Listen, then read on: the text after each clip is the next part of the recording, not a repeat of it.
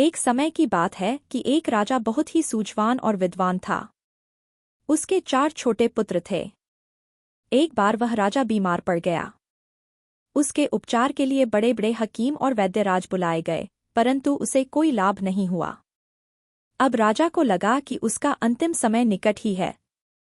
उसने अपने 4 पुत्रों को अपने पास बुलाया और कहा, मृत्यु का कोई इलाज नहीं हुआ करता।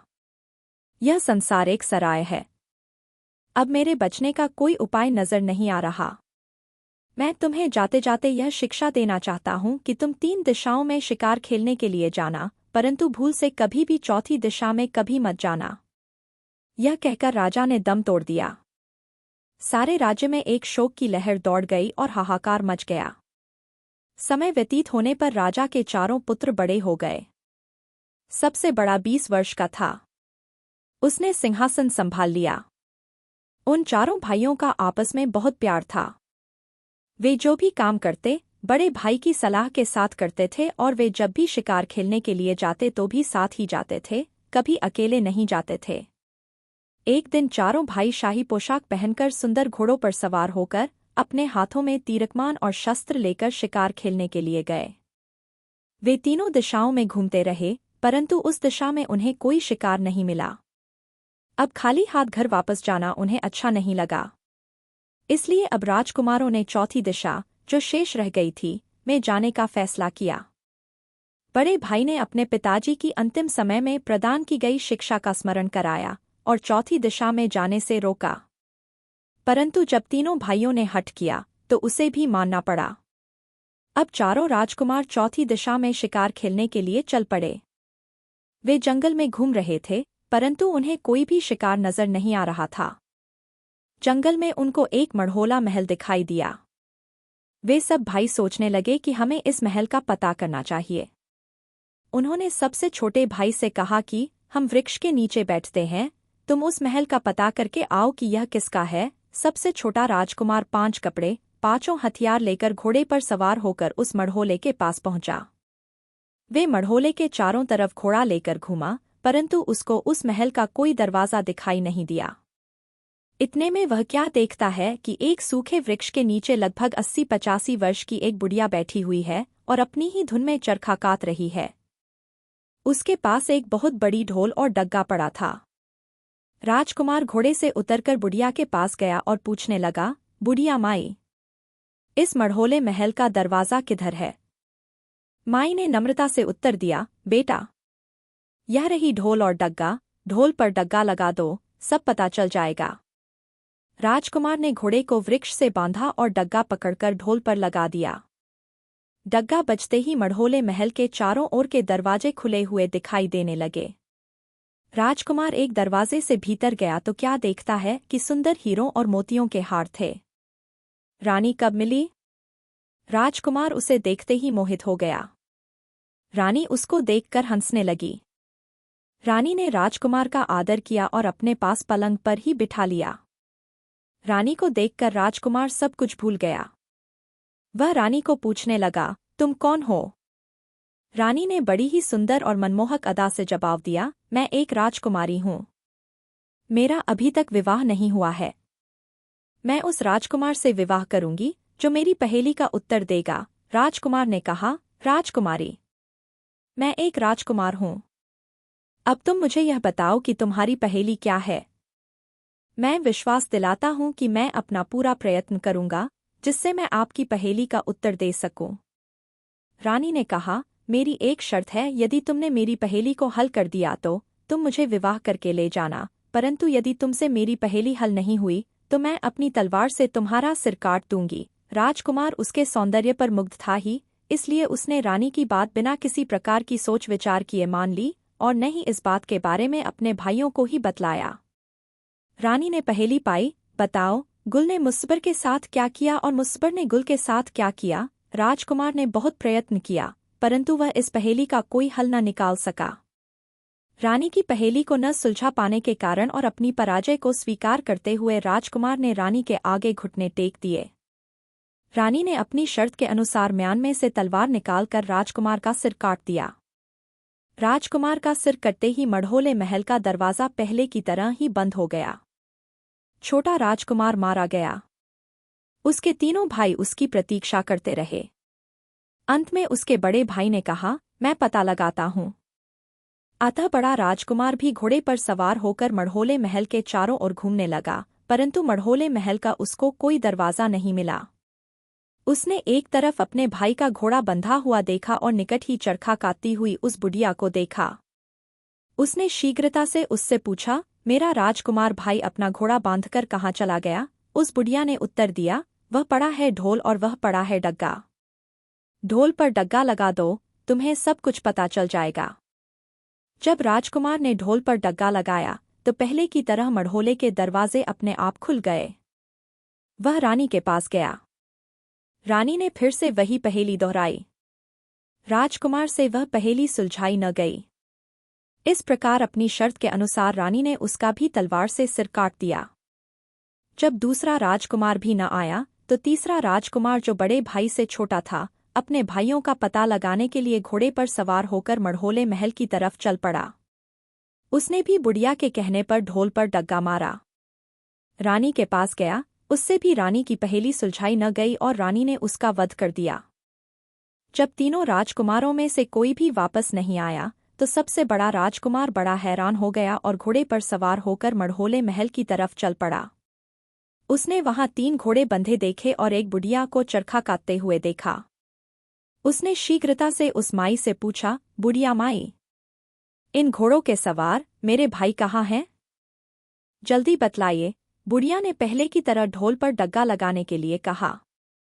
राजकुमार ने डग्गा नहीं लगाया और अपने मन ही मन सोचा कि जरूर यह कोई धोखा है। उसने डग्गा पकड़कर बुढ़िया के कंधों पर 2-4 लगा दिए और उसकी चोटी पकड़कर बड़े राजसी भरे अंदाज में कहा, जल्दी बतलाओ कि राजकुमार कहाँ है, नहीं तो मैं तुम्हें मार दूंगा। बुढ़िया ने कांपती हुई थिरकती सी आवाज में कहा, बेटा, इस मड़होले महल में एक जादूगरनी रानी रहती है। वह आए हुए राजकुमार से एक पहेली पूछती है। यदि राजकुमार उस पहेली को हल नहीं कर पाता है तो वह उसके सिर को अपनी तलवार से काट देती थी। अब राजकुमार ने समझ लिया कि मेरे भाई मारे गए हैं। उसने बुढ़िया को और मारा पीटा और जान से मारने की धमकी देकर पूछा, बुढ़िया, यदि तुम्हें अपने प्राण प्यारे हैं तो बताओ कि वह पहेली क्या है। अपनी जान सभी को प्यारी होती है। रोती हुई बुढ़िया ने कहा, रानी की पहेली यह है, गुल ने मुस्बर के साथ क्या किया और मुस्बर ने गुल के साथ क्या किया? राजकुमार ने आंखें निकालकर बुढ़िया से पूछा, इसका हल क्या है? बुढ़िया ने कहा, बेटा, चाहे तुम मुझे मार डालो, चाहे मेरी जान बख्श दो, जितना मुझे पता था उतना मैंने तुम्हें बता दिया। इसका हल तो मुझे भी नहीं पता है। अब राजकुमार ने पूछा, इस पहेली का हल कहाँ से पता चल सकता है? बुढ़िया माई ने कहा, दक्षिण दिशा में 400 कोस दूर गुल नामक राजा राज्य करता है। इस पहेली का हल उससे ही पता चल सकता है। राजकुमार ने उसकी बात मान ली। उसने अपने भाइयों के घोड़ों को जंगल में चरने के लिए छोड़ दिया और स्वयं घोड़े पर सवार होकर गुल नामक राजा के शहर को चल पड़ा। गम और उदासी से भरा हुआ वह राजकुमार अपने भाइयों का विलाप करता हुआ अपने ही विचारों में मग्न कई कई रात और दिन लगातार चलता रहा। एक दिन थककर राजकुमार आराम करने के लिए एक वृक्ष के नीचे लेट गया और घोड़े को चरने के लिए छोड़ दिया। बहुत दिनों से नींद न लेने के कारण उसे लेटते ही नींद आ गई। थोड़े समय के उपरांत चींची की आवाज आई तो राजकुमार की आंख खुल गई। राजकुमार हड़बड़ाकर उठा तो देखता है कि एक सराल एक वृक्ष पर चढ़ रहा है और वृक्ष पर हंस और हंसनी के बच्चे सराल से डरते हुए चींची कर रहे हैं। राजकुमार ने तलवार म्यान में से निकाली और सराल के टुकड़े टुकड़े करके ढेर लगा दिया और स्वयं चादर ओढ़कर सो गया। जब हंस और हंसनी बच्चों के लिए दाना लेकर आए तो बच्चों ने खाना नहीं खाया। हंस और हंसनी ने बच्चों को पूछा, तुम दाना क्यों नहीं खा रहे हो? बच्चों ने कहा, पहले तुम वृक्ष के नीचे सो रहे अतिथि को खाना तो खिलाओ, जिसने सराल को मारकर हमारी जान बचाई है। जब हंस और हंसनी ने टुकड़े टुकड़े हुए सराल को देखा तो उन्होंने सोचा कि यदि यह मुसाफिर इस सराल को न मारता तो हमारे सभी बच्चों को इसने खा जाना था। इसने हमारे बच्चों की जान बचाई है, इसलिए हमें इसकी सेवा करनी चाहिए। उन्होंने मुसाफिर के पाँव के तलवे को मलकर जगाया और हंस ने कहा, तुमने हमारे बच्चों की जान बचाई है, हम तुम्हारे लिए भी कुछ भी करने को तैयार हैं। यदि तुम हमारी जान भी मांगोगे तो हाजिर है, जो कुछ तुमने मांगना है मांग लो। राजकुमार ने कहा, मैं एक दुखी राजकुमार हूँ। मैं गुल नामक राजा के पास एक पहेली पूछने के लिए जा रहा हूँ, क्या तुम मेरी सहायता कर सकते हो? हंस ने अपने शरीर के बाल उखाड़कर राजकुमार को देते हुए कहा, जब कभी तुम्हें कोई विपत्ति आए तो मेरे शरीर के बालों को आग में डाल देना। जब इनको आग लगेगी तो मेरा शरीर जलने लगेगा और मैं उसी पल तुम्हारे पास पहुंच जाऊंगा। यदि उस समय मैं तुम्हारी कोई सहायता न कर सका तो जान देकर भी करूंगा। राजकुमार ने बालों को संभाल कर रख लिया और अपने घोड़े पर सवार होकर चलते चलते गुल नामक राजा के दरबार में हाजिर हो गया।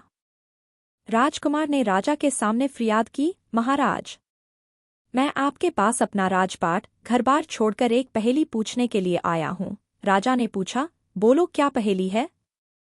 राजकुमार ने कहा, मैं पूछना चाहता हूँ कि गुल ने मुस्बर के साथ क्या किया और मुस्बर ने गुल के साथ क्या किया। यह सुनकर गुल राजा ने कहा, ऐ खुदा के बंदे, मैं तुम्हें इस पहेली का हल तो बता दूंगा, परंतु बताने के उपरांत तुम्हारा सिर तलवार से काट लूंगा। बताओ, तुम्हें मंजूर है? राजकुमार ने तुरंत उत्तर दिया, महाराज, मुझे मंजूर है। राजपाट के काम के पश्चात गुल राजा ने सभी दरबारियों को भेज दिया और राजकुमार को अपने पास बुला लिया और कहा, सुनो खुदा के बंदे, मैं तुम्हें गुल और मुस्बर की कहानी सुनाता हूँ। गुल तो मेरा नाम है और मेरी रानी का नाम है मुस्बर। एक दिन मध्य रात्रि हुए मुझे अचानक ही जाग आ गई तो मैंने रानी का पलंग खाली देखा। मैं बड़ा हैरान और परेशान हुआ, परंतु मैंने दिन में भी रानी को कुछ न पूछा। दूसरे दिन मैं जानबूझकर खराटे मारने लग गया। रानी ने श्रृंगार किया चूरी से भरा बर्तन लेकर अंधेरी रात में महल में से निकल गई।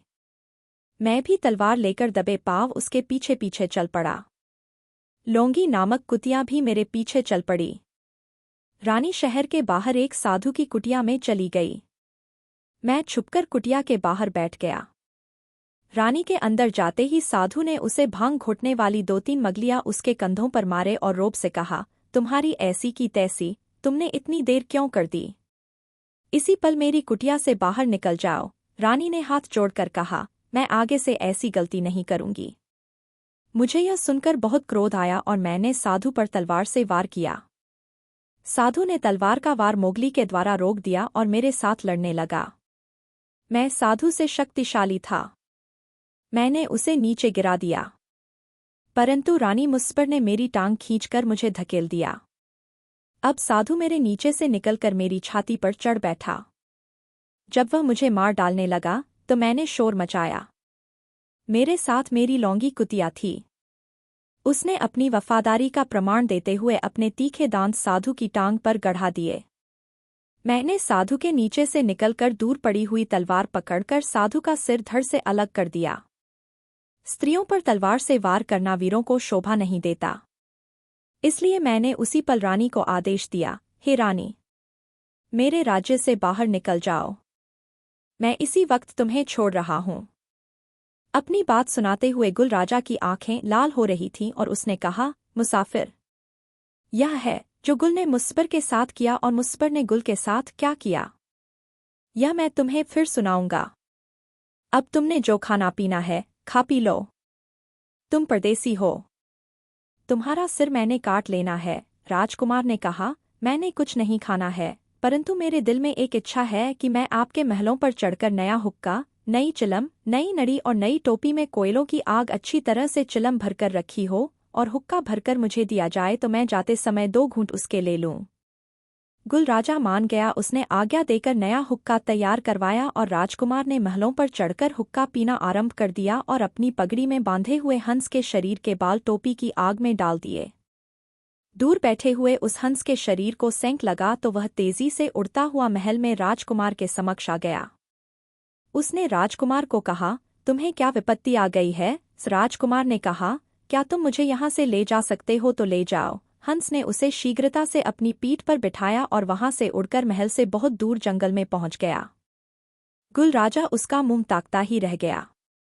उसका कोई जोर न चल सका। राजकुमार के कहने पर हंस ने राजकुमार को मढ़ोले के पास जाकर उतारा और नमस्कार करके वापस चला गया। राजकुमार उस चरखा काटती हुई बुढ़िया के पास गया और कहा, बताओ कहाँ है ढोल और कहाँ है डग्गा? बुढ़िया ने ढोल और डग्गे की तरफ इशारा किया। राजकुमार ने जोर से ढोल को खटकाया तो मढ़ोले के दरवाजे खुल गए और राजकुमार भीतर चला गया। रानी ने शिकार को कहा, यदि तुम इस पहेली को हल करते हो तो तुम मुझसे विवाह कर लेना, नहीं तो मैं तुम्हारा सिर कलम कर दूंगी। परंतु राजकुमार ने कहा, मुझे यह शर्त मंजूर नहीं है। मेरे घर पहले से ही रानियां हैं। मुझे विवाह की जरूरत नहीं है। मैं तो सिर की बाजी लगाना चाहता हूँ। यदि मुझसे पहेली हल न हुई तो तुम मेरा सिर तलवार से काट देना, नहीं तो मैं तुम्हारा सिर कलम कर दूंगा। रानी ने सोचा कि गुलमुस्बर की कहानी का इसे क्या पता हो सकता है। इसका पता तो मुझे अथवा मेरे पति गुल राजा को ही है। रानी ने पहेली बताई कि बताओ गुल ने मुस्बर के साथ क्या किया और मुस्बर ने गुल के साथ क्या किया। राजकुमार ने गुल राजा से सुनी हुई कहानी को सुनाया और कहा, गुल राजा की रानी मुस्बर ने गुल को साधु से मरवाना चाहा और गुल ने मुस्बर को छोड़ दिया और उसके प्यारे साधु को मार दिया। इतनी बात बताकर राजकुमार ने म्यान से तलवार निकाल ली। उसके दिल में अपने भाइयों का प्रतिशोध लेने के लिए क्रोध भर गया और उसने कहा, पापिन रानी, मैं अब तुम्हारा सिर काटने लगा हूँ। तुम जादूगरनी हो। वास्तव में बताओ कि तुम कौन हो। अब रानी के पाँव के नीचे से जमीन खिसक गई। वह पलंग से नीचे उतर धरती पर खड़ी होकर कांपने लगी। अपने सिर पर लटकती हुई तलवार को देखकर उसके आंसू बहने लगे। आज उसे अपने सभी गुनाह स्मरण होने लग पड़े। उसने कांपती हुई आवाज में कहा, राजकुमार, मैं ही मुस्बर हूँ। तुम मुझे जिंदगी बख्श दो। अब राजकुमार ने गरज कर कहा, पापिन रानी, तुमने जितनों का सिर काटा है उन सब को जीवित कर दो। अब घबराई हुई रानी ने सोचा, शायद मुझ पर तरस आ जाए। ऐसा मन में सोचकर उसने जितने भी राजकुमारों के सिर काटकर उनके धड़ और सिर कुएं में गिरा दिए थे उन सबको जीवित कर दिया। राजकुमार के तीनों भाई भी जीवित हो गए। अंत में उस राजकुमार ने तलवार से रानी का सिर काट दिया। रानी मुस्बर के सिर काटते ही वह देखते हैं कि न तो वहां कोई मढ़ोला महल है और न ही कोई चरखा काटती हुई बुढ़िया है और न ही कहीं कोई ढोल और डग्गा था।